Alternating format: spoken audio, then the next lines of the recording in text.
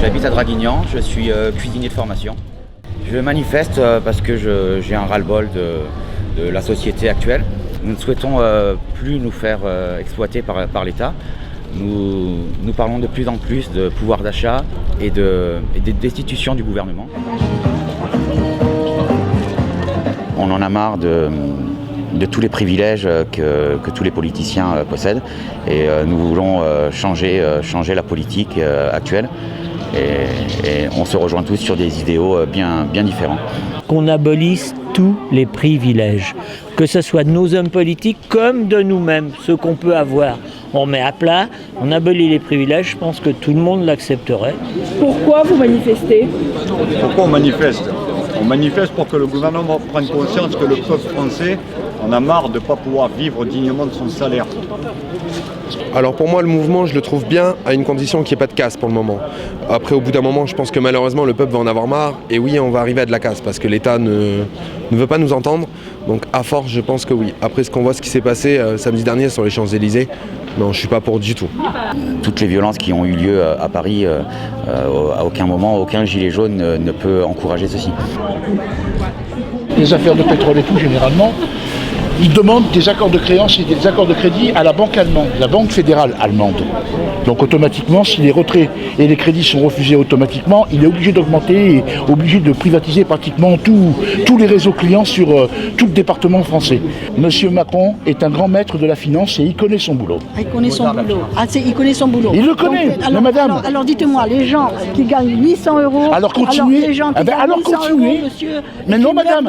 Madame, mais je sais, madame. De faim dans la rue, on les laisse. Non. On les laisse. Non, c'est pas qu'on les laisse, madame. On les pas laisse mourir, mais si on les laisse mourir, on va leur découper la cervelle à ces petites gamines. C'est du génocide, bordel, dans les hôpitaux. Non, madame, c'est pas ça le système, je l'ai vu, madame. Oui, moi aussi je l'ai vu et c'est pas ça. Je l'ai vu le système, madame, après, alors. C'est des chiottes, madame. On peut dire certaines Plus de choses, toilettes, on ne peut pas dire n'importe quoi non plus. Et là, nous sommes en train de passer une période de crise très dure, où nous nous contentons du peu et d'essayer d'être moins gourmands sur le territoire national en faisant comprendre que Emmanuel Macron a peut-être aussi raison sur ce secteur des créances de finances et sur ces injonctions de financement sur toute la répartition réseau câblage avec ses ordinateurs en règle générale, alors qu'on avait trouvé tout le système pour faire des économies. Que pensez-vous du mouvement des Gilets jaunes ? Je suis assez favorable parce qu'ils se cassent, parce que leur mouvement, je trouve ça totalement juste, justifié. Il fallait quelque chose d'envergure, une action très forte pour réveiller le gouvernement. Que pensez-vous des blocages des autoroutes ? Je pense que ça peut être fait à un moment, mais ça ne devrait pas durer parce que les citoyens, tous ces gens qui veulent aller bosser, ne peuvent pas bosser. C'est un choix tactique, puisque le gouvernement ne nous entend pas. Au bout d'un moment, il va bien falloir qu'on neutralise l'économie. Puisque Jupiter, là-haut, n'a pas envie de nous entendre. Le seul moyen qu'ils nous entendent, c'est que les caisses de l'État n'auront plus d'argent. Je pense qu'il devrait cibler plutôt les mairies, les préfectures, les raffineries, d'autres points centraux. Mais peut-être pas ça. C'était un bon départ, mais pas dans la durée pour les pauvres citoyens. Aujourd'hui, nous sommes venus devant la mairie pour demander une audience au maire. Nous souhaitons que notre mouvement soit entendu auprès des acteurs locaux de nos municipalités, départements et régions. Donc on a réussi à avoir un entretien avec le maire à 14h.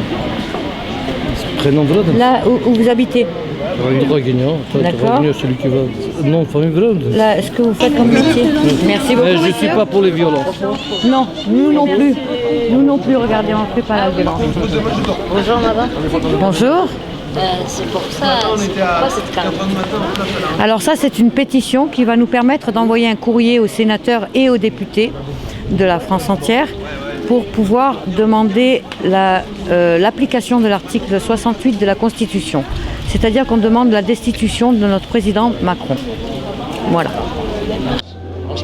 Je pense qu'aujourd'hui, le mouvement a besoin de prospérer, de se faire entendre. Malheureusement, les seules réponses qu'on a eues ont été des provocations de la part du président. Je pense qu'aujourd'hui, on est dans l'obligation de continuer le mouvement et de le durcir pour avoir la possibilité de peut-être se faire entendre par l'État. Qu'est-ce qu'on attend au retour ? Qu'il écoute, qu'il entende et qu'il applique les revendications du peuple. Parce que là, vous voyez, au bout d'un moment, d'être là-haut sur son petit piédestal, on est des pacifistes, contrairement à ce que les médias, certains médias veulent faire croire. On est très pacifistes. Mais au bout d'un moment, on va arrêter le pacifisme. Parce qu'on n'a plus le choix. On préfère mourir debout que vivre à genoux.